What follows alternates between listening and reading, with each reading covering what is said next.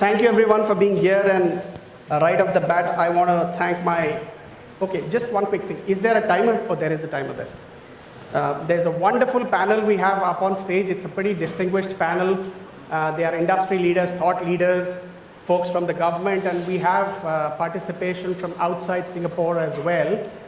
So I'm assuming in these 45 minutes, we'll try and do our best to pick their brains, draw out what's the latest on some of the most pressing issues. And as the panel suggests, while we have 2 days of a lot of interesting presentations and fireside chats, in this we'll try and talk about the big picture. So really what's happening when it comes to blockchain and the crypto ecosystem in different parts of the world, especially pertaining to governments, government policy, government perspectives, regulations, and associated aspects of what is impacting the macro picture.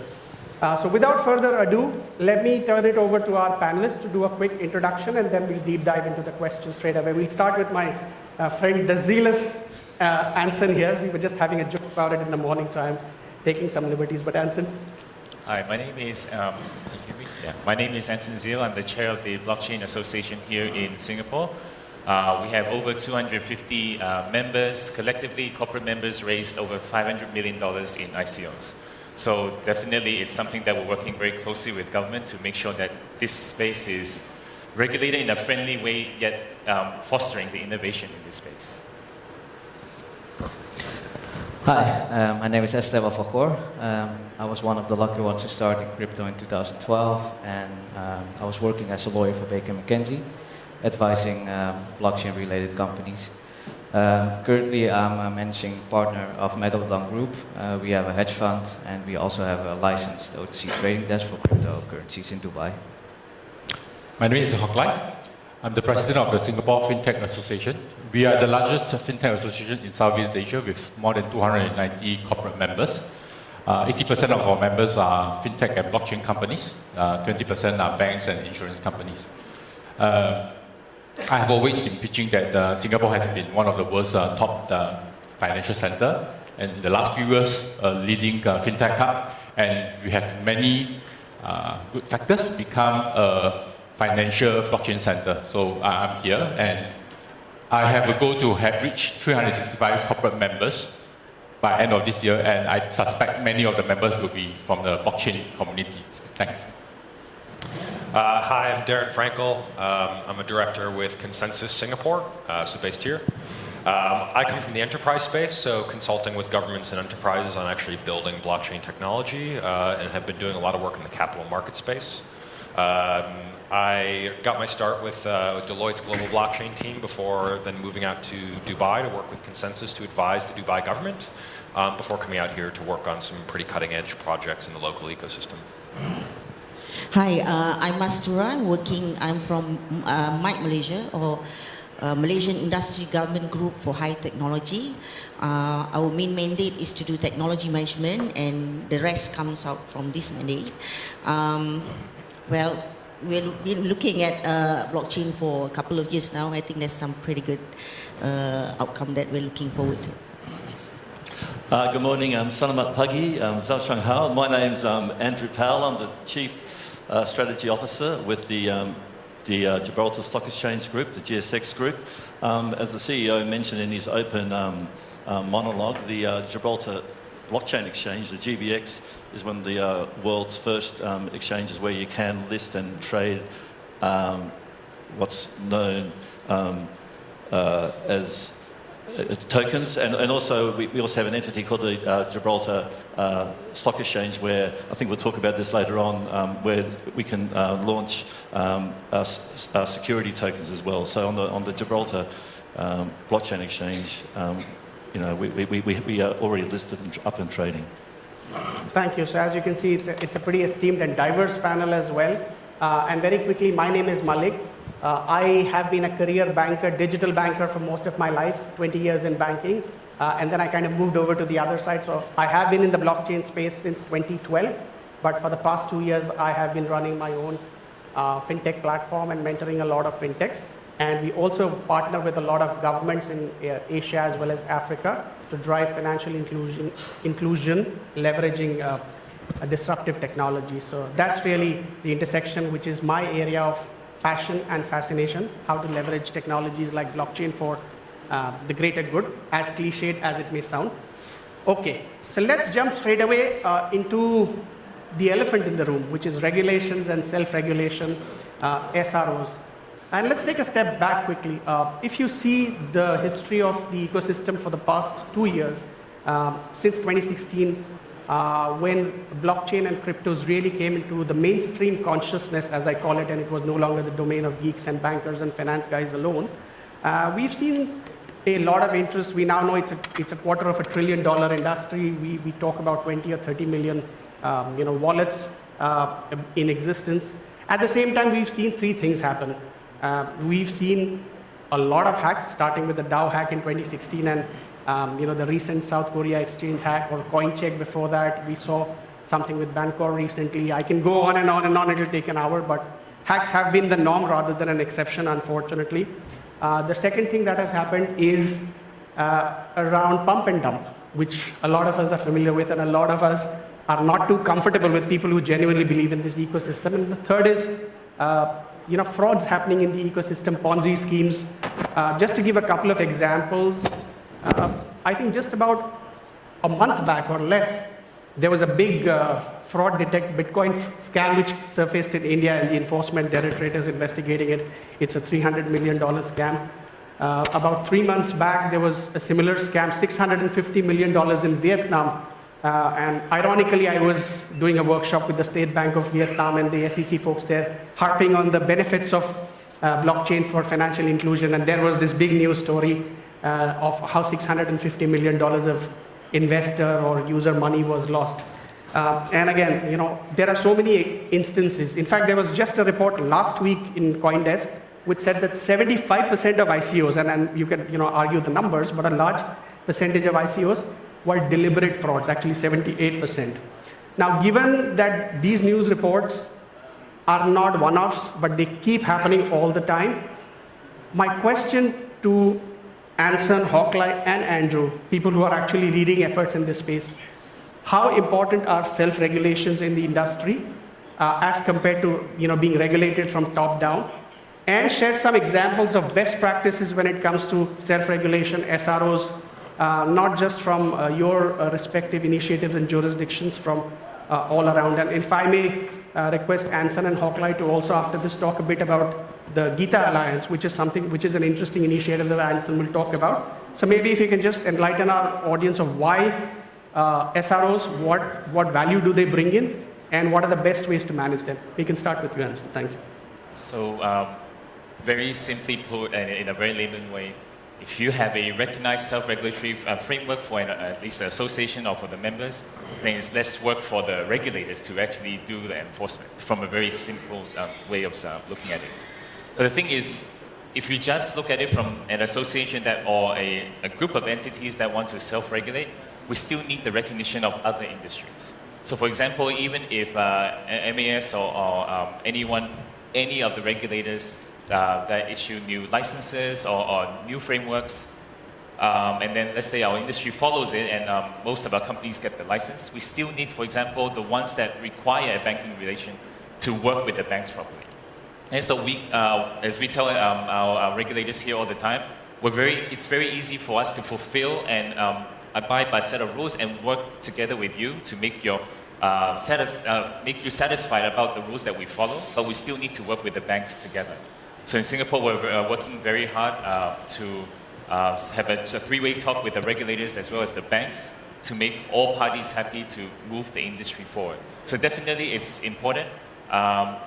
Self-regulation is also the reputation of the industry as well. So let's work on the regulator side for enforcement, but at the same time, it's good for dialogue. So definitely very important. Thank you. And Access has been doing some stellar work in that space. Glad that we are trying to make a difference. Hawkley, when you and I met last time, a couple of weeks back in Taipei, you were saying you were working on some interesting SRO initiatives. Maybe you can just enlighten our audience on what you're working towards. Yeah, I mean, let's get back to the facts of the background of all this, right? Because we know that the blockchain technology is still in the nascent stage, right? and the use of it in the financial industry, I mean, finance is complex. So to regulate too early might actually inhibit the innovation for this and the progress for this technology. And then we know that a lot of governments also are not sure how to regulate it because actually the industry, I mean, are the best to regulate it first before being taken over by the regulators, like what mentioned Sharon, because the industry are the ones who are implementing the technologies, so they will know it best. And so we think that it might make a lot of sense for the industries to first self-regulate. That will also inspire confidence from the public, because if you know that actually in terms of blockchain and ICO, the market opinion, I mean the public opinion is still quite polarized. On one hand, you have people who are very pro blockchain and ICO. On the other spectrum, you have people who are very against it.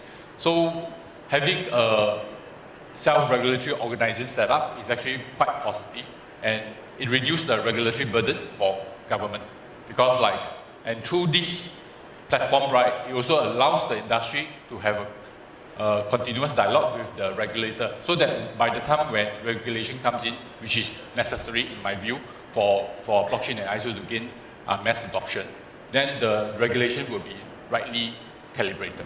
Thank you. And before I come to you, in fact, Hoklai made an interesting point, so I just want to quickly jump to Mastura. We heard two industry associations. Now let's hear the government's perspective. And as Hoklai said, it's interestingly, we are in a very polarized debate. So there's one school of thought which says, let the ecosystem flourish and government should only come in if something goes really wrong. There's another one which says, before things go terribly wrong and there are a ton of bricks coming down, crashing, it's better for regulators to kind of step in and bring in some sanity.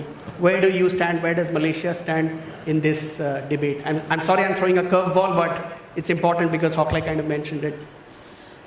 Blockchain development in Malaysia is complicated.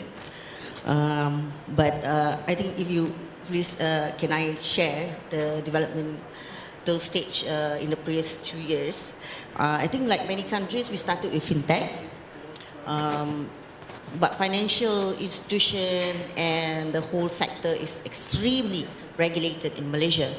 So in that sense, the government took, I think, quite a safe methods of going forward by creating in 2016 fintech sandbox, regulatory sandbox by the Bank Negara or our central bank. And in 2017, the Securities Commission started looking at the ICOs and seriously.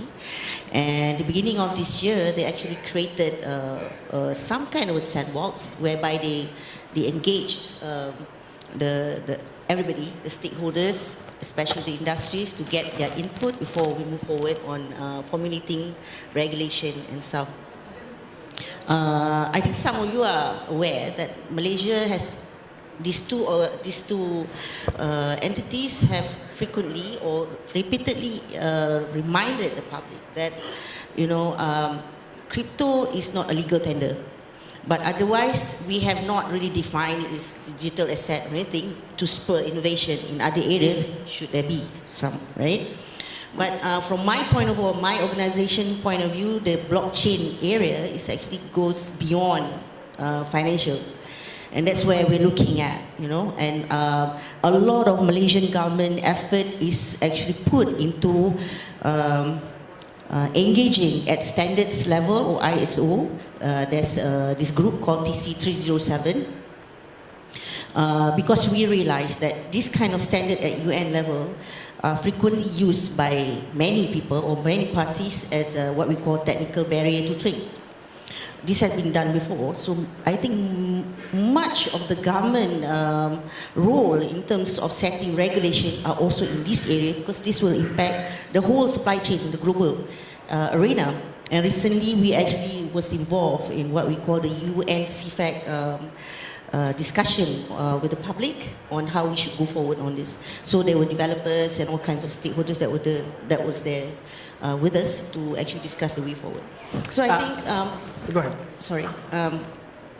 I I think a lot of people are very much interested in the crypto and how we regulate the ICOs and everything. There's still some work to be done, as you realize that recently our government changed, so there might be some policy changes that we might see sometime in the near future. But otherwise, in parallel, both sides of the story, the financial and non-financial, are going forward. Thank you. And you made a couple of interesting observations there, Mastura. One is you said that Malaysia does not recognize cryptos as legal tender, and this has again been one of those hot button issues, depending on the regulator's perspective, whether they even see it as legal tender or not, and therefore should it be regulated, and under what regulatory jurisdiction or laws should it come under, and we'll cover that later in our panel. The other thing which you very rightly pointed out is blockchain is much more than cryptos and ICOs alone, and it is much more than financial services as well. There are so many use cases, right? We saw in Mohammed Salim's presentation earlier in the morning. He enlisted 10. I'm sure if we start taking account of the various applications, we can identify 3 or 4 dozen industries where there's work happening, and maybe at least a dozen which can be disrupted. So we'll come to that. Thanks for pointing that out. Andrew, any perspectives on the role and the efficacies of SROs versus a top-down approach? I think the big elephant in the room, if I could borrow your phrase, is what's happened overnight in the European Union. So I think we have to look at the geopolitical sort of landscape as well, this kind of Orwellian world which we're seeing. So overnight, as you probably know, we're at the World Blockchain Summit. We're always trying to be very sort of prescient, but the EU slapped a $6.8 billion ban on Google over the Android system, claiming it's anti-competitive. I mean, maybe if we have time later on, we'll be talking about openware software, but this is a huge example of what I would is regulation maybe at its extreme, and even with the Trump administration's policies against China, we're seeing direct sort of intervention in a company with ZTE being targeted, and both of these are technological companies. So basically, our industry, where we are trying to sort of build an improved sort of ecosystem, are kind of under attack. So from this macro view, sure, to answer your earlier question, there's 2 types of regulation. One is prescriptive, and the examples of those post-financial crisis is Dodd-Frank, and we're still living with Dodd-Frank, and it's 2 children. One is the Volcker rule, and the other one is, you could probably argue, is FATCA and US money, which affects the banks, set up accounts, and the other regulation I would say is descriptive, which is more, as the panel has alluded to, more guidelines, working with the industry. And I think the example of that is the Foreign Exchange Global Code of Conduct, which is a set of guidelines. So that was put in charge of an Australian, actually, the Deputy Governor of the Reserve Bank of Australia, Guy Debelle. So as the legend goes, he got a call from Bernanke on Bondi Beach, said, hey, can you look after the FX, and Mr. Debelle speaks in very proper Australian English, but for the sake of the audience, he goes, oh yeah, no worries, mate, I'll look after it. So basically, he's come up with guidelines. Australia and the UK have adopted the Global Code of Conduct. Probably the only sort of controversial point there is this concept of last look with bids and offers, but essentially it's just letting the industry get on doing what they're doing as long as they have elements of customer protection. So I think I kind of agree with the panel that yes, we should have more of this sort of prescriptive guideline regulation rather than the nuclear option of another Dodd-Frank or a MiFID II, which we're still getting over here. So probably the last thing I would say is that everyone, if you're reading whatever book you're reading, just go to our friends at the MAS. They've published a guideline for you in November, a guide to digital foreign offerings, digital token offerings. So this doesn't lead me anywhere. So, if you're doing your yoga, before you say namaste, start citing this as your mantra. But here they basically set out for you, it's not legislation, but it's a guideline, and they've been very, very clear, I think, and very fair at the MAS to suggest this is the practice you should be doing. And they even give examples at the end, what's a security token, what's a utility token.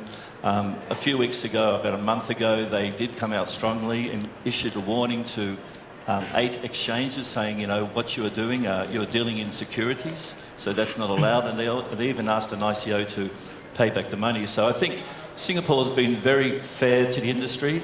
So basically, just because something is unregulated, that doesn't mean you can commit fraud and you can take money from, the uncles and aunties in Ang Mo Kio. It's all about customer protection as well as about, providing an ecosystem for the new world of finance. Can I maybe comment? Like, as a former lawyer, I really think you need to clarify one thing in relation to regulation. Like, there are not only 2 types of regulation, there's way more types of regulation there. If you look at regulation, what are you talking about? Are you talking about regulation in relation to, you want to do an ICO, you need to fulfill with these matters? Or are you talking about, for example, know your customer, anti-money laundering regulation, which means that you need to check who your customers are, that you need to check whether or not there's money to be laundered and used for terrorism? Or are you looking at tax regulation, meaning that you look, okay, how are we going to tax money which is raised with an ICO? I think that's really important to make a distinction in relation to that. And if you look at it from a broader perspective, and not only from EU, from Asia, there are global organs who are looking at this. So I wrote a tax paper for the G20 in 2014 on VAT. That's very specific regulation, VAT regulation. So I think there, again, look at it from a broader perspective where we stand as an industry, and if we speak about regulation, what type of specific regulation are we talking about? Thank you. I think that's a great point, and I was actually going to raise that as one of the questions by taking a little detour. Andrew mentioned an interesting point, and before I go into that, I think the summation from this round of the conversation is the more we organize in terms of self-regulation and the more we get our act together and at least put some sort of robust guidelines in place, the less we have to worry about the nuclear option, as you said, and you gave a couple of examples, including Dodd-Frank. You also mentioned about FATCA, and I want to go back to Esteban and maybe even Darren. When FATCA was introduced, it was really this attempt by the US regulator to have a global outreach, and we've seen something similar on the privacy side with GDPR. Just because you're not here doesn't mean you're out of my scope and reach. That's an interesting question which gets debated a lot in the community of how do you enforce, even if you want to enforce regulations, not just in country, but try and replicate something like a FATCA. How do you enforce something on an ecosystem which by its very nature is globally distributed? In the internet era, we had the same questions initially, but then the legal scholars arrived at some sort of a thought processing, wherever the server is located or where the legal entity is located, etc. Or GDPR says where my customers are located, my outreach extends. So in that context, Esteban and maybe Darren, give us your thoughts of the challenges that maybe regulators face of how do you even enforce extra jurisdictional or cross-jurisdictional influence, if not outright regulations. Some thoughts on that? Yeah. So I always compare the blockchain industry with the iGaming industry. So I think it has a comparable trend. So iGaming is gambling, online gambling. You saw the same matters there. It became really popular, and in the end, in 2008, regulators started to get traction of it and start to make their own regulation in relation to iGaming. Same as you see right now. I think problems and difficulties which regulators have is that they have their own jurisdiction they will need to look out for. Of course, this is a global phenomenon, so you will need to work with other regulators in order to see whether it also could be passported to other countries. So I think that's one of the biggest challenges, is like if one regulator says, okay, I have this guideline for ICOs, or I have this tax treatment for crypto companies, that doesn't necessarily mean that that's a global thing which will work. So again, there it's very important that you look at it from a global perspective and not only from a jurisdiction perspective. I think that's one of the biggest challenges which they have. And of course, one of the other big challenges is for them it's new. They don't know how this technology works, it's very difficult for them to obtain that information. Even though they are in contact with the community, it doesn't necessarily mean that they can move and understand it quickly. Another thing is that if you look at, for example, the European Union, one EU member state cannot just say, okay, I'm going to regulate blockchain, or I'm going to regulate cryptocurrencies. Why? Because there's a bigger organ, the European Commission, who will need to approve. So again, I think it's a very slow process where you have a lot of jurisdictions, like it's global. So all these jurisdictions will need to look at how they treat it and should collaborate. But that will take a long time. Thank you. So I'd like to add, I think, unlike fintech, where there's the main money that we're actually dealing with is all the legal tender monies. For fintech, having a sort of passport is actually much smoother than compared to the blockchain industry. The main reason is because every government's definition of crypto right now is very different. So, for example, we have different regulators in the US. One says it's property, the other says it's currency, another says it's commodity. So, and even as a startup running in the US, you have to abide by all the rules. Whereas in Singapore, they treat it as, still for now, as a barter trade. Okay, so when you do ICOs here, it's a product that you're issuing. So for that, if you're issuing to Singaporeans, definitely you need to pay GST, right? So because we haven't got the definition right, at least for the blockchain industry, I definitely think that passport will be very fine in the future. Until we actually have a sort of united consensus of what it is, then only governments like that can work together. I think the long story short with the regulatory front on regulating this new technology is regulation is hard. And I would say that regulators really need to look at this more from a competitive angle, because more so than at any point in history, it's possible to look at regulatory arbitrage as a factor in your business. I can take a keychain which holds millions, hundreds of millions of dollars, and I can board a plane and I can go to another country and I can set my business back up. And that bank account or that keychain can't be frozen. I can pick up all my funds, I can pick up my business, and I can go somewhere else. So if I look at the core tenets of what a regulator is supposed to do, what regulators aim for, it's create fair and efficient markets, protect consumers, and stimulate economic growth.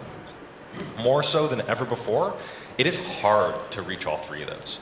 And so when we're talking with regulators around the world about how they should approach regulating this industry, it's flexibility. It's absolutely flexibility. Don't put something in that you're going to have to rip out later, because it's difficult to draft legislation. It's difficult to put policies in place. And if I can look at someone like CZ with Binance, the dude picked up and moved multiple times. China doesn't want him in China. Japan doesn't want them in Japan. Hong Kong. These guys don't want something they can't regulate. So what did he do? He picked up and moved to Malta, and Malta welcomed him with open arms. And that is a reality for this business because it's so easy to pick up and move somewhere else. The community that started this technology, they're digital nomads. They don't care.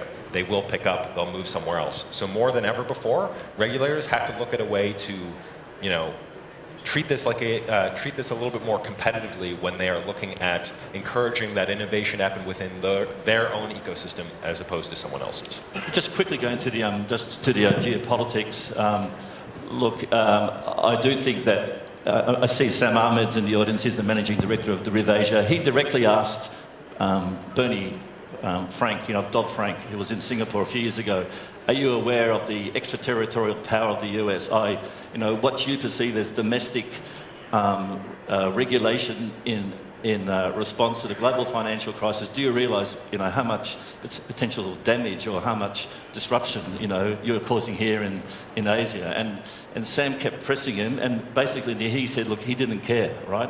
But I tell you that one way that regulation will be enforced right now is through the Department of Justice. I mean, the US is very, very, very, very strong. The St. Louis Fed has got, they've got their Linux servers. They're monitoring all the different cryptocurrencies. They're actually making an index of cryptocurrencies. So but since it's on, Linux, Unix, you can just go to the command line and see all the V in, V outs of the blockchain, and you can look at, everything's there to be seen. So I think we can't underestimate this, what's happening now on the geopolitical side, this sort of global polarization. It'd be very easy for all the G20 members to say, okay, one thing we do agree on, China, Russia, US, is let's just have a go, just for the hell of it, at the crypto industry, just put it as an agenda, and then start, bringing this kind of Brussels, this kind of global elite, or this group of Davos approach,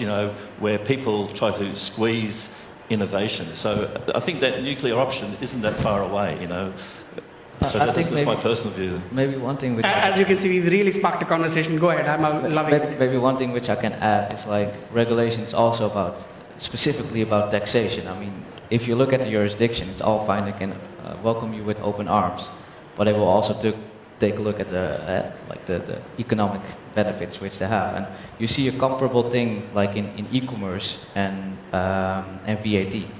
So you have like a lot of e-commerce companies, just to give you an example, like Netflix, like Amazon, like Google, they were all established in the European Union, in Luxembourg. Why? Because at the lowest VAT rate at 15%.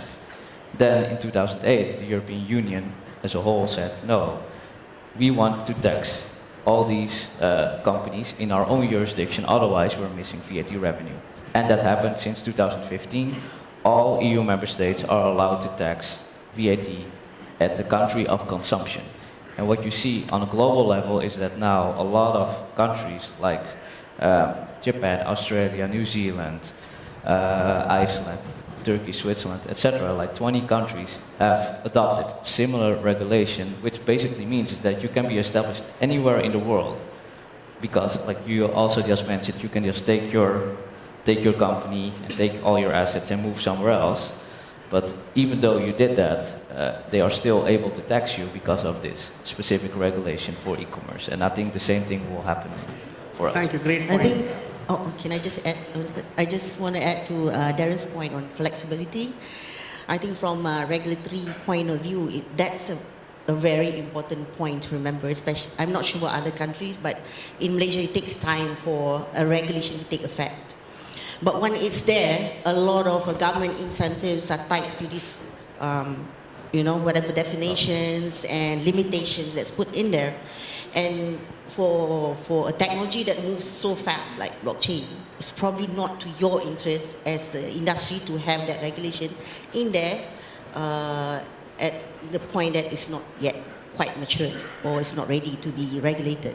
Because once it's there, say you get a tax break based on that definition 1.0, and you've gone to 4.0, you're going to be in trouble. You're not going to get anything. And just to change that will probably take a long time. So there goes flexibility. And I think for when we talk about this, we also need to take into account that we are in Southeast Asia. There's different contexts for each of the country about, which of the factors that take precedent over others. So I've gone through a few countries here, and we all talk blockchain, but we're all thinking about it in a very, very totally different ways. So I think that's the way government is taking it. Thank you. This was almost like a Federer and Nadal rally. It was refusing to come to an end, and everybody was so intense about it. Thank you, everyone. I think some great points made. Couple of things. One is we spoke about the opportunities and challenges of passporting. Anson spoke about it. Jurisdictional arbitrage. That's another interesting thing. And the challenges of regulators in terms of trying to come up the curve. And I'll share a couple of snippets from my own experiences and perspectives as well, if I may add to it. One is my own engagement with regulators has convinced me of two things. The first is, before we start either praising them to the skies or criticizing and say, hey, we don't need regulations, and why do regulators even need to come into an industry which is so cutting edge, I think we have to bear in mind that they are just people like you and I. I have personally seen remarkable openness in governments across the region, even outside of the region, in all my interactions. I have not seen one of them, and I can speak from personal experience, start with a no. They always start with, okay, tell us what it can do for the larger ecosystem, what can it do to solve my national priorities and problems like maybe social and financial inclusion, and how can we ensure systemic stability. I think if you can convince them of these aspects, they are more than willing partners and collaborators. So that would be one message from my end. And the other thing is, I think we spoke about regulatory flexibility. My own perspective, probably it's not spoken about a lot, is governments at the end of the day, even in an ecosystem which is cross-jurisdictional by its very nature, and Esteban, you spoke about taxation, that's an important aspect as well, will look at national priorities. Let's not kid ourselves. They are there to protect national priorities, whether it is in terms of taxation, whether it is in terms of, whether they want to wear the hat of an ecosystem enabler versus a policeman. It really depends on the national context as well, right? You see Singapore somewhere in the middle, it's still following the light touch regulation. Hoklai and I were in Taiwan just last month. Completely different landscape. They want to become crypto island. You look at Malta, you look at Gibraltar. And on the other hand of the spectrum, we have India, which even the Indian Supreme Court just last week upheld the ban on crypto exchanges. Why? Because there was a big fraud. There was a national outcry. There were reports in the media. If you are a regulator, you would probably do the same. I don't think you would want to, in a country of 2.5 trillion GDP and 1.2 billion people, allowing a crypto ecosystem to flourish may not be your number one priority. Your number one priority is to ensure that there are no more scams when elections are 1 year away. So let's not lose sight of realities as well when we kind of engage with regulators. Even though there is regulatory arbitrage, there are realities like whether GST comes into play, whether it is seen as an asset class, etc., etc. That's why just want to add one point. Sure. It's very important for all different communities, like Singapore, the crypto community as well, that we need to do good projects and sound out the bad ones. We have seen one bad apple can actually change a whole industry. For example, in Japan, once you had the CoinCheck incident, basically when we talked to the associations, everything was frozen for the past 6 to 9 months. So as an association in Singapore, we have a very close, tight-knit group. We also have different chat groups. Anyone that sees a scam, like a possibility of a scam or something that's not doing right, we actually sound it out. And I do encourage all associations across the world to do the same as well. Yeah, I can fully agree with this. Like that's what I call self-regulation. Stand up as a community to filter out the bad actors. I mean, last year I got asked to speak at a conference in Amsterdam, and I happily accepted it until the moment I saw that the main sponsor was BitConnect, and then I said, okay, I'm out. Please take me off the website right now. And I saw that other people were still on there, and I can honestly not understand that people would like even thinking of speaking there. Come on, it's BitConnect. Everybody knew it was a scam.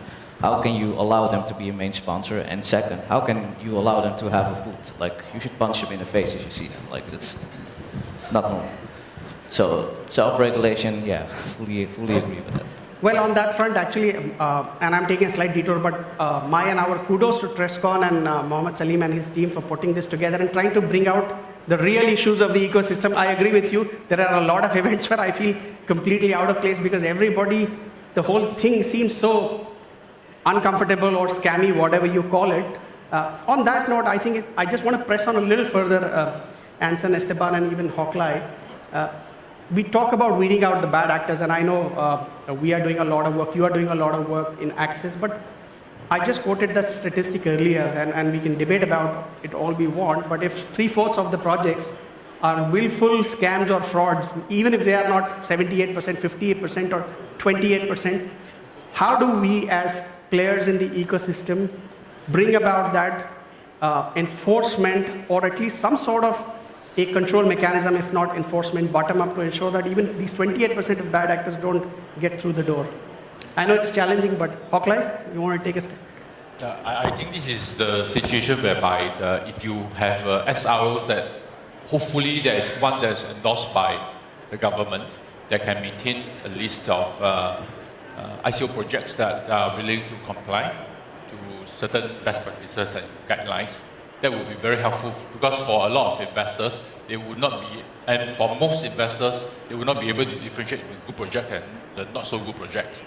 And I think the other thing is that I think sometimes we focus too much on trying to change regulation. But one part that is missing is about changing the mindset and educating the general public and also the regulators on blockchain technology. because like without them understanding it right, I think there is a disconnect between regulation and education. So that's why I think 2-3 weeks ago I committed that I want to train at least 1 million Singapore residents for blockchain and crypto literacy. And happy to announce that tonight we are having the first class, and we are getting a lot of bankers into the class to learn about blockchain and cryptocurrencies. Well, that's Hoklai is glad you call, and Mind if I add to that? Sure, of course. So I actually have a slightly differing viewpoint on this note. For me, let the economic forces play themselves out. Let the invisible hand do its thing. The true libertarian view? Yeah, I mean, the way I see it here is regulators have a hard enough job. They're going to be watching. They're going to be stepping in when they see a problem. But it's not regulators who propose the DICO model, for instance. If we want projects to be more responsible, we as investors have to be more responsible. And we have to look for these kinds of things where we see projects taking the right steps to say, we're going to check ourselves. So when ICOs first started, it was a free-for-all. Everyone's like, I want to do an ICO, I want to do an ICO, I want to do an ICO, and there were no checks in place. My favorite was the South Park meme that just popped up. It's like, and it's gone. Like, that can happen when you don't have these rules in place.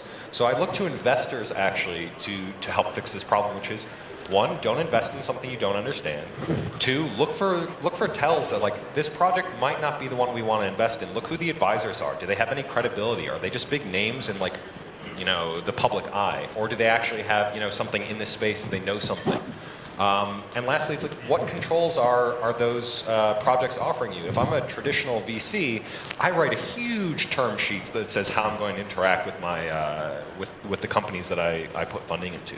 So that will happen. That will happen in this space on its own, because investors will look and say, you know what, playtime's over.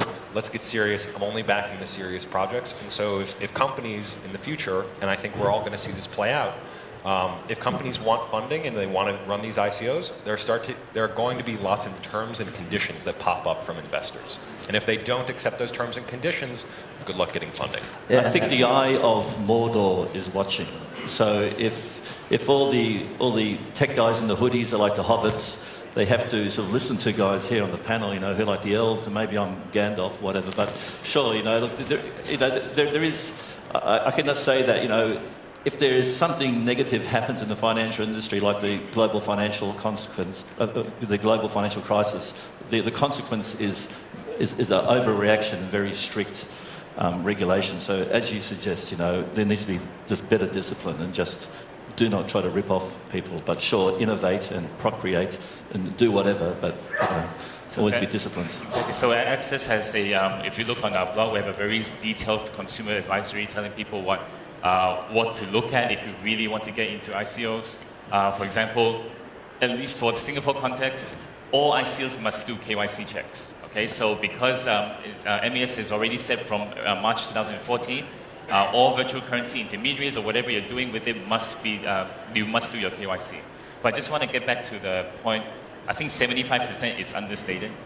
Even not within blockchain, 90% of all businesses will fail as well.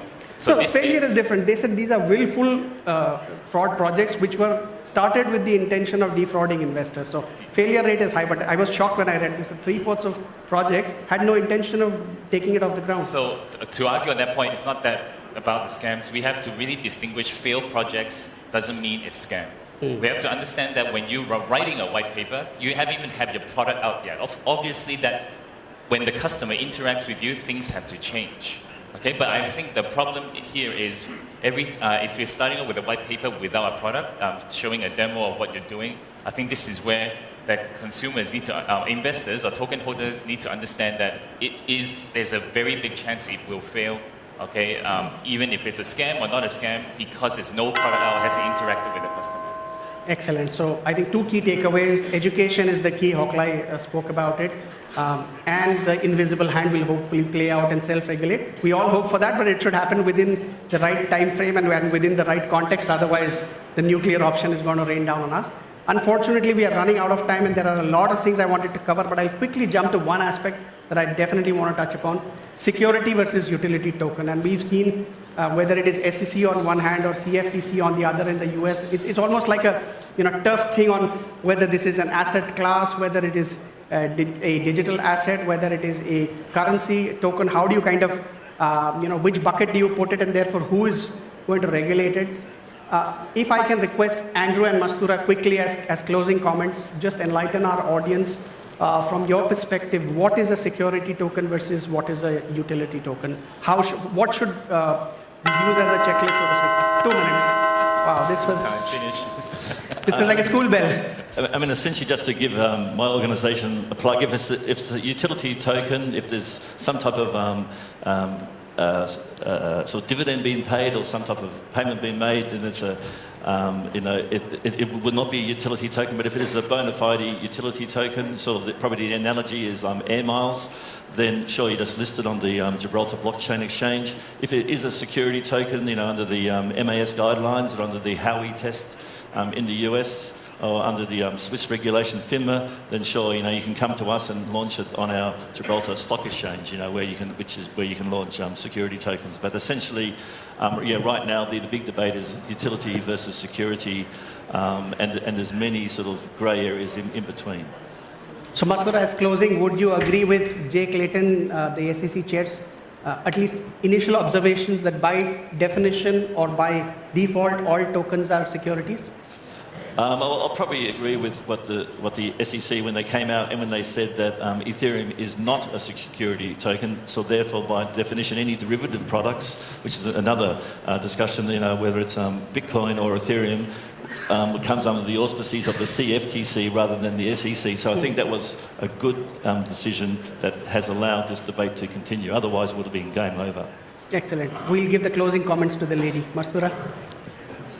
Okay, no comment. Nothing? Okay. She's very conscious of time. With that, we come to the end. A round of applause to my fabulous panelists, please. Thank you.